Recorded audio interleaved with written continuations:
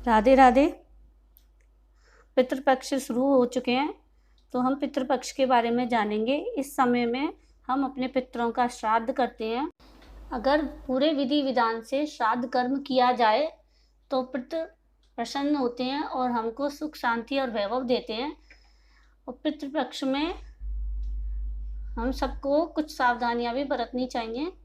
पितृपक्ष की एक पौराणिक लोक कथा है जो बहुत प्रसिद्ध है, उसके बारे में हम जानेंगे। पितृपक्ष की कथा के अनुसार जोगे और भोगे दो भाई थे। दोनों अलग अलग रहते थे। जोगे धनी था और भोगे निर्धन था। दोनों में बड़ा प्रेम था। जोगे की पत्नी को धन का अभिमान था, किंतु भोगे की पत्नी बड़ी सरल हृदय थी। पितृपक्ष आने पर जोगे की पत्नी ने उससे पितरों का श्राद्ध करने के लिए कहा, तो जोगे इसे व्यर्थ का कार्य समझकर टालने की चेष्टा करने लगा। किंतु उसकी पत्नी समझती थी कि यदि ऐसा नहीं करेंगे तो लोग बातें बनाएंगे। फिर उसे अपने मायके वालों को दावत पर बुलाने और अपनी शान दिखाने का यह उचित अवसर लगा।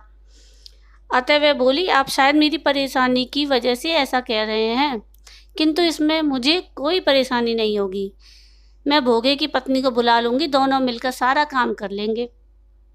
फिर उसने जोगे को अपने पियर न्योता देने के लिए भेज दिया। दूसरे दिन उसके बुलाने पर भोगे की पत्नी सुबह सवेरे आकर काम में जुट गई। उसने रसोई तैयार की, अनेक पकवान बनाए और सभी काम निपटाकर अपने घर आ गई। आखिर उसे भी तो पितरों का श्राद्ध तर्पण करना था। इस अवसर पर न जोगे की पत्नी ने उसे रोका और न वह रुकी। शीघ्र ही दोपहर हो गई। पितृभूमि पर उतरे जोगे भोगे के पितर पहले जोगे के यहाँ गए तो क्या देखते हैं कि उसके ससुराल वाले वहाँ भोजन पर जुटे हुए हैं। निराश होकर वो भोगे के यहाँ गए। वहाँ तो क्या था, मात्र पितरों के नाम पर अग्यारी दे दी गई थी। पितरों ने उसकी राख चाटी और भूखे ही नदी के तट पर जा पहुँचे। थोड़ी देर में सारे पितर इकट्ठे हुए और अपने अपने यहाँ के श्राद्धों की बड़ाई करने लगे। जोगे भोगे के पितरों ने भी अपनी आप बीती सुनाई।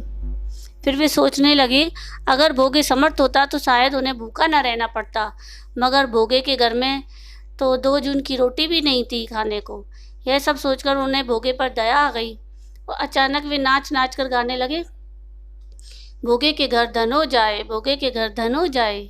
सांझ होने को हुई। भोगे के बच्चों को कुछ भी खाने को नहीं मिला था। उन्होंने अपनी माँ से कहा, माँ बहुत भूख लगी है।